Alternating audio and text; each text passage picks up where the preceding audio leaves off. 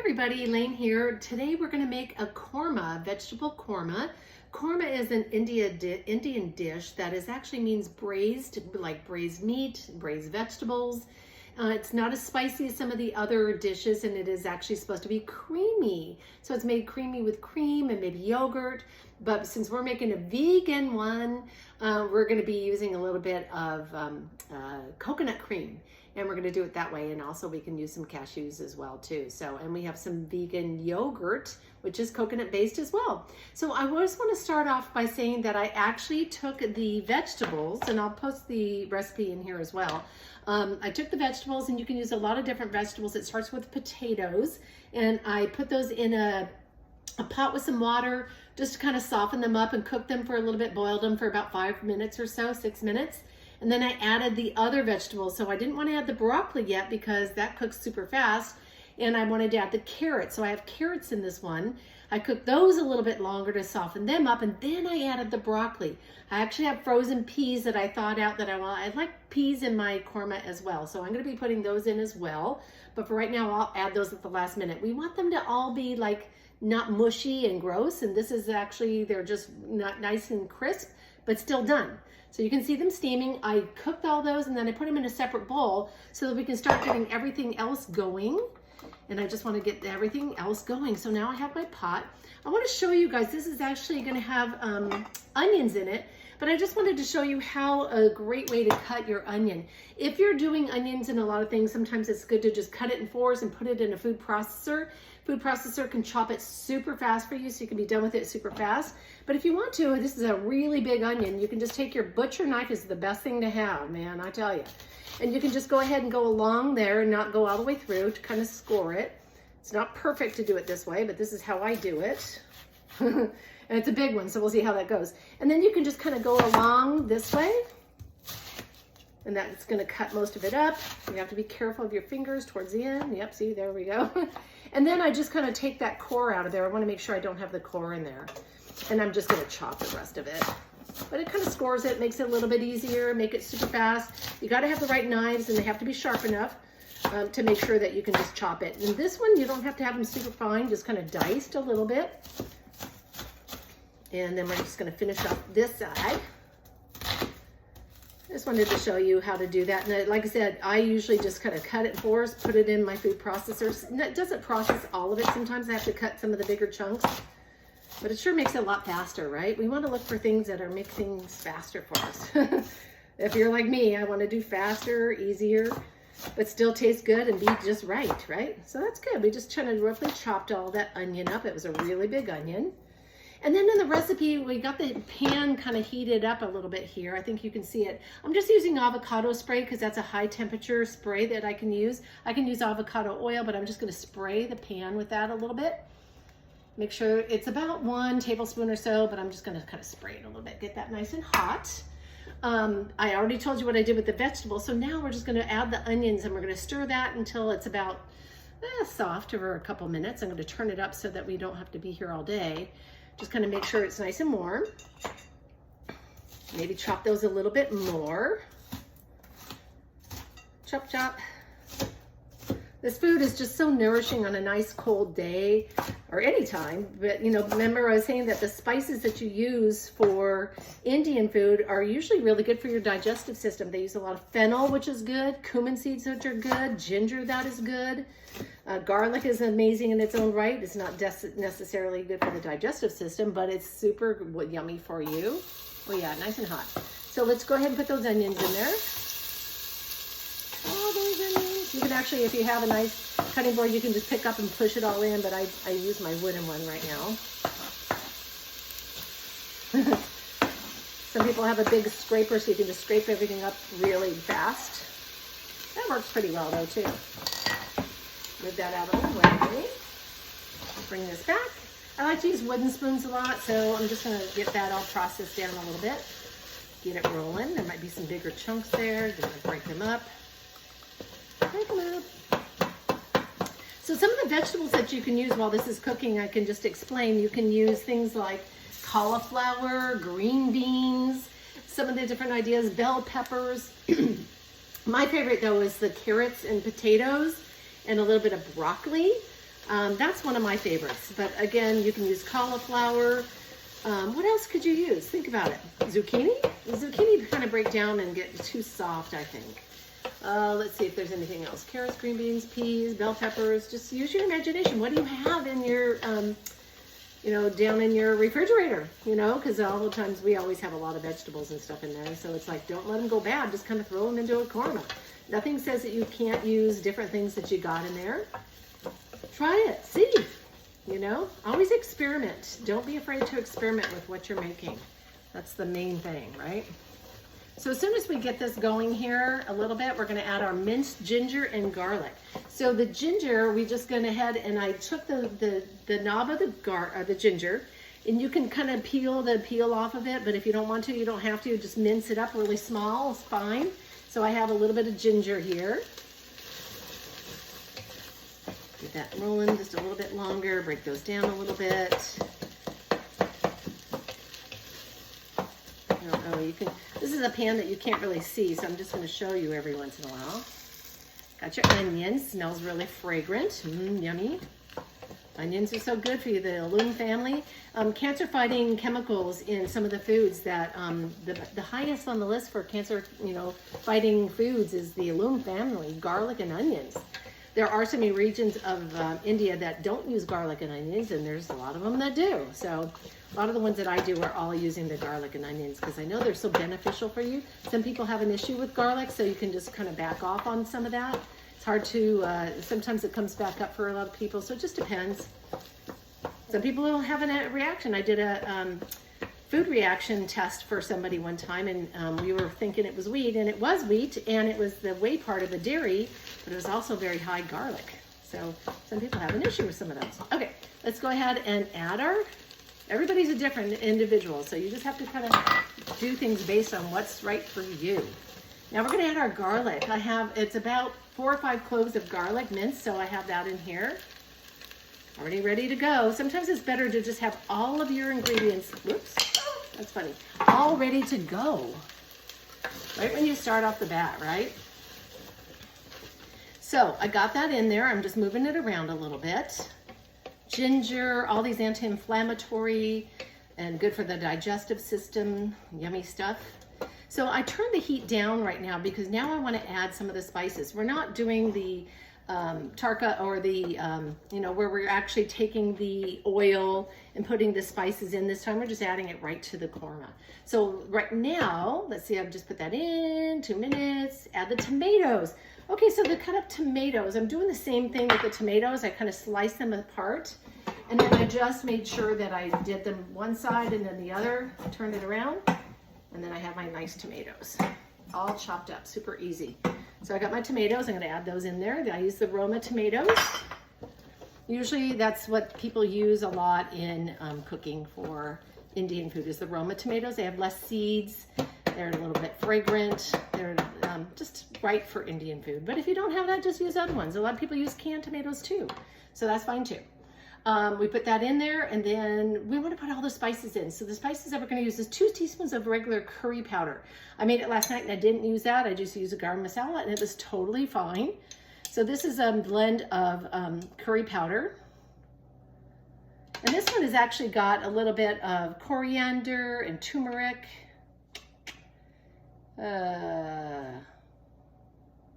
Fenugreek, which is really great. They use that a lot in Indian cooking. In my glasses, but lots of great things in this one. And then from there, we're going to use about a teaspoon of garam masala. That's a mixture of all the ones. That's the one that they call spicy, but it's not really spicy heat. It's just because of the cloves and cinnamons and cardamom and things like that that are in it. The next thing that we're going to add is a little bit of our ground cumin. Of course, these are about 1.5 teaspoons of cumin. I like cumin, so I'll put those too. Why not? And then the next one that we're going to add in there is a little bit of ground coriander. These are all about 1.5 teaspoons or so. And I'm not leveling it off. Just kind of just throw them in there. It's really going to be okay. You might get a little bit more of one, but that's okay. Why not? I always say, why not? Okay, get that in there, the turmeric. And the last one is cardamom. Ground cardamom has gone up in price a lot. I just noticed it the other day. I'm like, whoa. So I'm going to use it sparingly.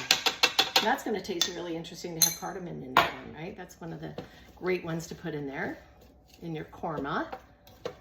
Braised meat, which it's not really braised meat, it's just braised vegetables pretty much. And it's creamy, coconutty, and that's what they, like. And it's less spicy than some of the other ones, like I said. Okay, so we mix that all in. We got our tomatoes and spices in there, stir well, and return pot to heat. So now I'm going to turn the heat back on. This is a great little salad master pot that I can just do a lot of different things with. It's what I cook my rice in. I can just do things anywhere with this. And the Salad Master is expensive cookware, but it doesn't leach into your food. So it actually keeps a lot of the nutrition in the food, the nutrients in food. So that's why I like the Salad Master too. They're for life. So once you buy these kind of potware, you're supposed to be able to keep them for life because they cost a lot of money. You want to keep them for life. And they have a really good warranty on them that way too. Okay. So we put it back in there, we're stirring it for about a minute, and then we're just gonna add our coconut milk. So it's about a can of your coconut milk. If you get the can of coconut milk at Trader Joe's, it doesn't have what they call garam in it. The problem is it kind of emulsifies it and makes it a little bit creamier, and it doesn't work. I've tried it numerous times. I've tried to make it break down to be more creamy, but it just doesn't do it. So this one I got at Costco because you can get a better price at it, and this is the Thai Kitchen one. And this is the coconut milk. So I'm going to add the full can of coconut milk. Okay. And then I'm going to add cashews, just putting in some raw cashews in there. So this is about a half a cup of raw cashews, organic raw cashews. And make sure I didn't forget anything. Oh, and about a cup of filtered water. So let's go ahead and do that. There we go. That was easy enough. So we got all that in there. Now the thing that we want to do, we want to simmer that for about 6 minutes. So what am I going to talk about for 6 minutes while this is simmering for you guys, huh? We just want to soften up the cashews for a little bit. And like I said, I get the cashews. I'm going to cover it for just a little bit, make it a little bit faster. Maybe not. I don't have the cover right here. But we just want to soften up those cashews a little bit so that we can put them all in a high-speed blender and blend it up. So that's where a lot of our cream comes from, is by doing that. So we're just going to turn it up even more so I can get it going and get it moving. So, and then what we do after that, we blend it in the blender, which we're going to be doing. I'm just trying to get these things broken down a little bit.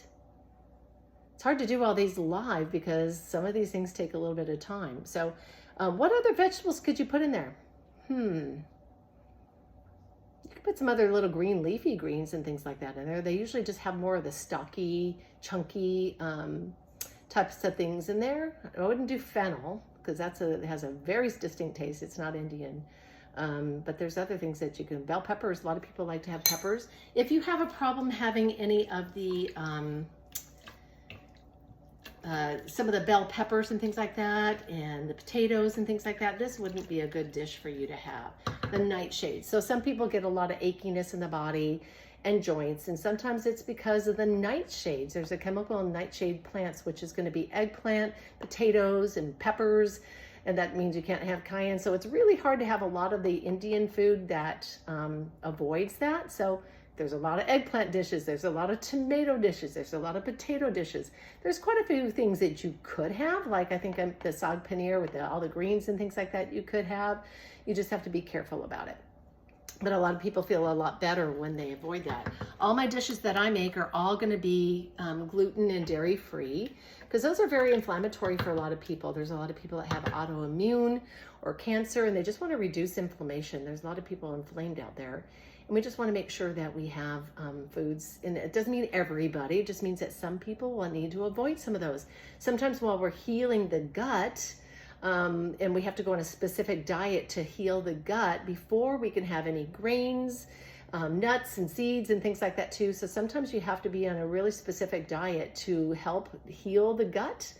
Especially if you have autoimmune and newly diagnosed with autoimmune, and then we can slowly add some things back and see how you feel.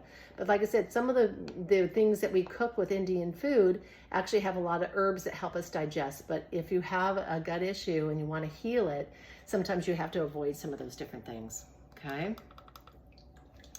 So we're just gonna cook it just a little bit longer, and I'm gonna get my Vitamix ready. So what high-speed blender do you have? I always tell people that it's really better to have a high-speed blender so you can blend stuff up super easy, especially breaking down nuts and seeds and things like that. Some things we want to break down and make creamy, and so we use our high-speed blender for that. And sometimes we just want to use our food processor so we can kind of break things down but not have them be completely smooth. So having a food processor is really important when you're doing plant-based cooking as well. You can get one at Costco. It's about $150 for a really nice one. It has a spiralizer on it as well. But you can save a lot of money. Just go to Walmart or some other different places, or even online, and get one for $35 or so. So you have a food processor. And you know, I have like an 11-cup one, so it can fit a lot of things in it, a lot of material in it. But sometimes people only need 3 or 4 cups of a food processor. My brother was making hummus for a long time by himself, you know, just kind of have a hand. And I'm like, you know, it's going to be so much easier if you get a food processor, because he had a high-speed blender, but it wouldn't whir up very well. There's not enough liquid in it sometimes. Though sometimes you can put enough olive oil or garbanzo bean, aquafaba, or water in there to make like a hummus that you can make in a high-speed blender. But sometimes having that food processor really makes a big difference. So I'm just yakking about that for a minute so I can make sure that this is done. So what we're going to do is blend it in the blender, and we're going to do it in batches and then add back to the pot. And then we're going to stir in the yogurt, and then we add our vegetables, and there we go. So let's go ahead, and I am going to get, and you got to be careful when you're putting some hot things in your blender that you only put a little bit in there and you have the top on it, so that when you turn it on, it's not going to like go everywhere, especially if it's hot. You just don't really want that, right? Don't want to have that hot. Okay, since I have a high-speed blender, it should break that down. So I'm going to put that in just a little bit.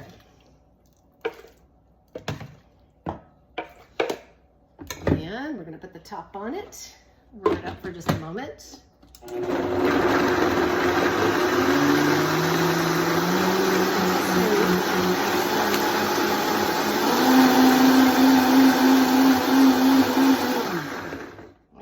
Remember, I told you don't fill it up all the way, just do part of it. Yeah. And if you want to have some raw cashews left in the whole thing instead of, you know, breaking them all down, that's kind of nice to have some korma and eat a raw cashew in there too. I think that's about all I should put in there. And then I like a little texture, so I'm not going to put it all in there, just a little bit. I'm bringing this to an event tonight.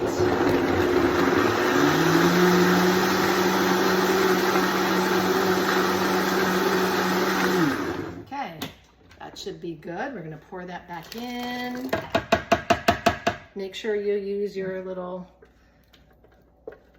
spatula to get it all. You don't want to miss any of this. Yummy.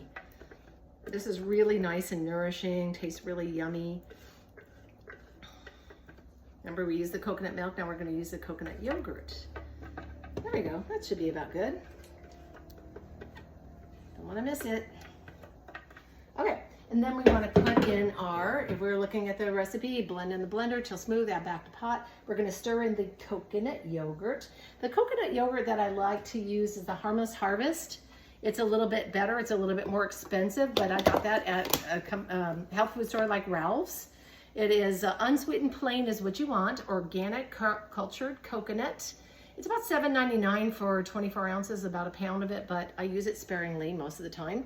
And I think it's just worth it, very much worth it. So I want to add in my peas with the other vegetables. I'm going to add in my yogurt. It's about 3/4 of a cup. I'll type in how much of everything goes in here, just so you have it. You know, there's wind up being a little bit longer, and we're just gonna longer videos just because I'm going through the whole thing with you. But once you have all your ingredients all put together, it doesn't take that long, right? And then we're gonna adjust the spices if we want. I probably need a little bit of salt in there, so I'll be doing that.